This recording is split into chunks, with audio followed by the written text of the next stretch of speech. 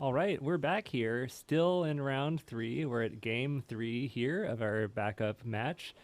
We took table 1 and 2, both X and O, so 2 and 0. And we have Cody on Green Tron and Nick on Is It? I think there's more than Is It. It's Grixis Storm. So playing, I like to call it Weird Storm.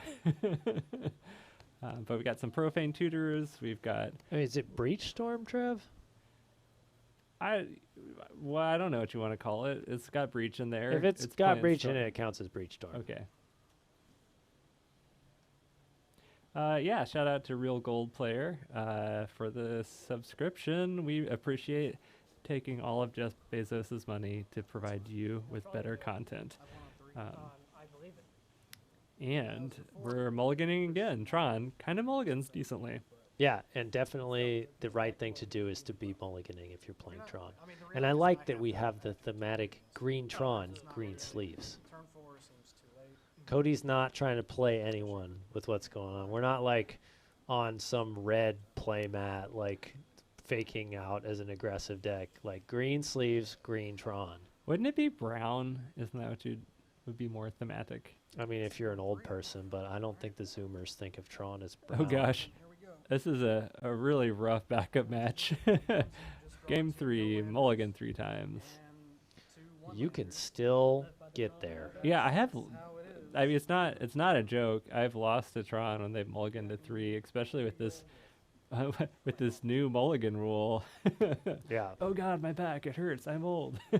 Yeah, I mean, you know, you get a relic on board plus some Tron pieces, like you can absolutely get there. Especially in a matchup where it's likely that Nick needs a Breach to go off. All right, there we go. All right, we got a keeper. We're keeping 3 cards. The 2 Tron lands on an expedition map. Hell yeah. Let's go, baby. This is what we came for. I never root for Tron. And I like Nick a lot, and Nick is playing a cool deck. I'm rooting for Cody. There's more than a small part of me that's rooting for Just Tron the right mold now. of 3. I mean, respect to Tron players that mold of 3. You know, that's why you're here. You're here to get Tron on board, and if you don't commit to that, no respect. I but feel if like you commit to that, maximum respect. I feel like, there's that whole thing about know your role in Magic. Like, are you the aggressive, tempo, control? Know your role from Tron is like mulligan until you see that you can get Tron. Yes. Do it. No, I think we missed a mulligan when we were scooting them over. So I think Cody had mulligan once before we moved the players over. So, yeah. I think Cody would have remembered if he got 4 cards instead of 3. I'm usually pretty keen to have 4 instead of 3 if I'm mulliganing into oblivion. Would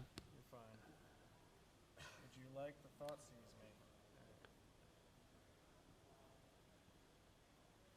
made? I'm just looking at some cards over here for Nick. Nick's like, I can mulligan too. Let me cast Otherworldly Gaze. In a vacuum, if we're playing Solitaire, what turn can Breach Storm go off? I want to say 3 is the earliest, but somebody in chat might correct me because I don't think there are any like ritual effects that are going to help you pre-turn 3, especially because it looks like Nick is relying on the Lotus Field Twiddle engine. So you need to, and I don't think that this deck is playing any like Explorers or Growth Spirals, so you kind of need to hit 3 land drops.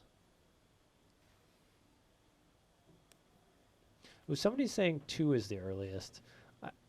I wonder, yeah, it would probably depend on the version, but without some sort of ritual effect, I think turn 2 would be tough with a Lotus Field deck. Oh, And no. I hate that I'm saying this, but I want to see a turn 3 Karn. I'm a bad person.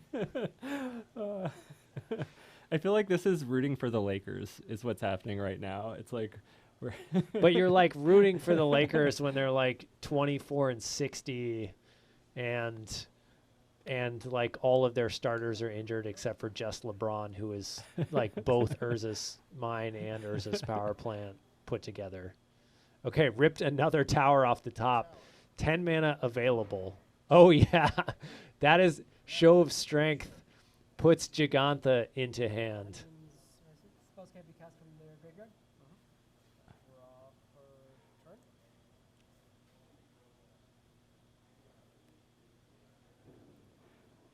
a thing to note, if you subscribe, you get a cool badge, which are all the old. Would you explain our subscriber badge system, Ian? Yeah, so you get the old player rewards, not player rewards, the Pro Tour winners, basically. So card faces of Pro Tour winners. It's a world championship. You got to make the card, right? Yeah. And it goes back, it kind of starts at some of the earlier ones, and it goes all the way back to old guy Sylvan Safekeeper. So if you love Sylvan Safekeeper, then keep subscribing to us for a full year, and you'll lose cool cards like Snapcaster Mage. I think do they not like get added, or are we just on? No, I think it just forces you replaces into it, like yeah. the next older one as you get older. But you know, you age into old cards. It's just how it is. And you get a cool PDX carpet emoji. Which Yeah, also that. that was in air quotes. Timeless. All right, Grafdigger's Cage back to hand. This Oh. is the part where Nick probably wins the game. If you're Cody, you are sitting on 10 mana and feeling very proud that you are standing for 10 mana and standing for completed Tron, but that might be all you get to stand for as Nick is moving quickly. And when the combo player moves quickly, it means they have the game in the bag or they're trying to get you to concede and definitely don't. Oh, we've got a storm count. Storm 1. Man, I'm so glad we have a cool producer One. with an overlay. Just one. Floating mana. You know, I used to have the floating mana thing too, but okay. Nick, you don't know this, Nick, Oh, we got it. but we Nick. got you. Yeah. Unnecessary. As long as you keep playing spells, we got you covered.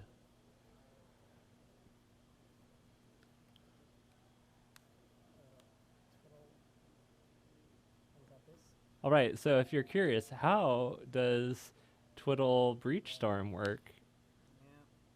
This is how it works. You start generating mana. Then we just have it wrapped up. Has Tome Scour there? Yeah. Baller. So here's what we're going to do.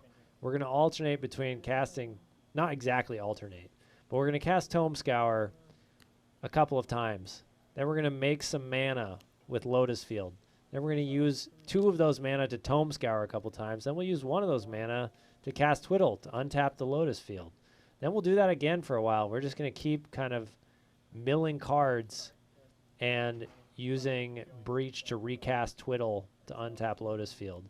You're netting, let's see, Tome Scour, don't do caster math is what I've always been told. You're netting some number of cards every time you do this that will eventually allow you to have enough cards in your yard that when you mill your Grape Shot, you'll be able to Grape Shot for enough damage to kill them.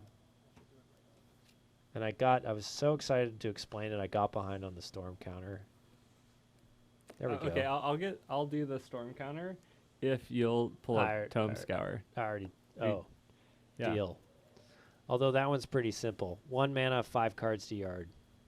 Well, Sorcery. you know, give the people what they want. Chat tried to use the card fetcher bot, and we're bad, and haven't That's true. added that to chat We're a yet. manual card fetcher bot Yeah. that sometimes responds. Just when the fetcher responds. Hello?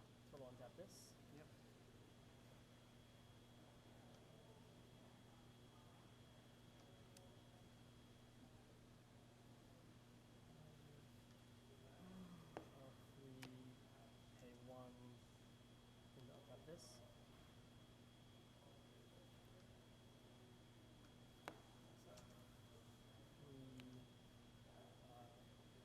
Cast Wish with the red.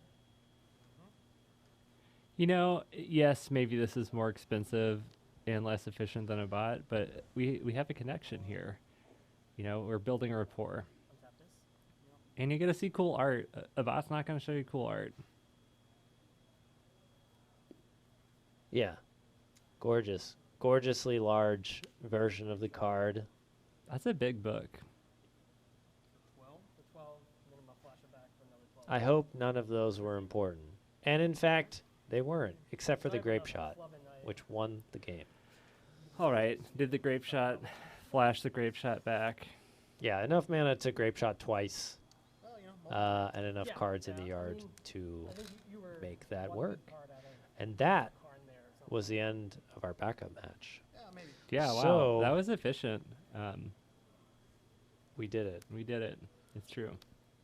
So chat, there's going to be one more match to end this thing. We play 4 rounds for Modern Mondays here at Guardian Games in Portland, Oregon. And we pick our final round competitors only if they do not draw. So we will take the players that have the highest number of wins to losses. So ideally players that are 3-0. And we will only feature them if they agree not to draw and to play for stakes, because we are believers in playing for stakes. I mean, I love stakes, and that's why I go to the Acropolis. But they're playing, I would say they're playing for all the marbles, maybe, instead of stakes. Sure. Yeah, for our vegetarian or vegan players, Okay, what did I ask you do not have to play for stakes. You can play for marbles or pogs, Yeah. No, I don't. whatever else you want. think it's good enough. All right, Travis and I are going to take a brief break. Go A Karn and make yourself a beverage. Hang out, stretch, you know, do some calisthenics. Shout out your favorite deck. Yeah, tell a story of your Modern Mondays if you had one. But we will Actually, be back. no, wait. We got a question? Yeah, we can't go yet. What's up? We have a segment that's. I know, really that's very what I was important looking up to the me. segment on my phone really hard, and then It's like basically the thing that brings me in yeah, that's why every week. Ian so, plays here uh, and why Ian commentates.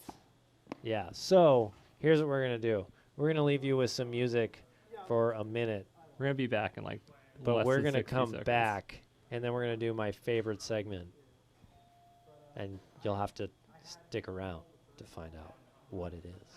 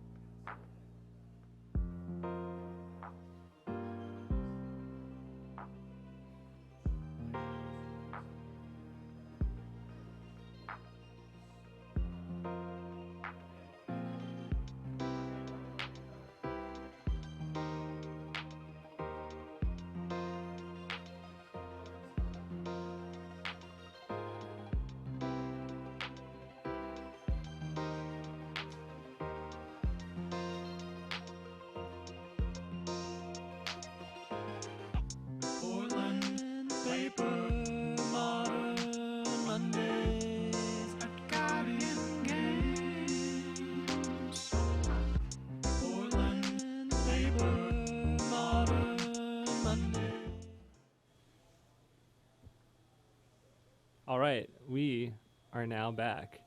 Briefly, we've got some waiting around for round number 4, but we have Ian's favorite segment. The whole reason why I can get him to come out and do this whole setup and spend an evening with me, and it is Flavor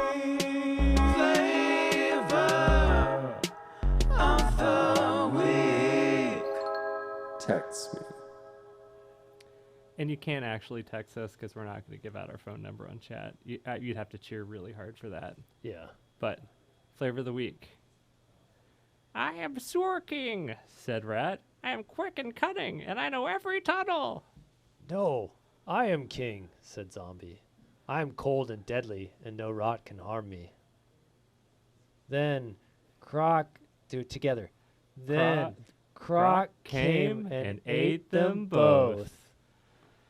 Oh, what a flavor text. I'm a big fan of cards that are just wall of flavor text because you know what I don't like? A wall of rules text, but I love a Absolutely. wall of flavor text.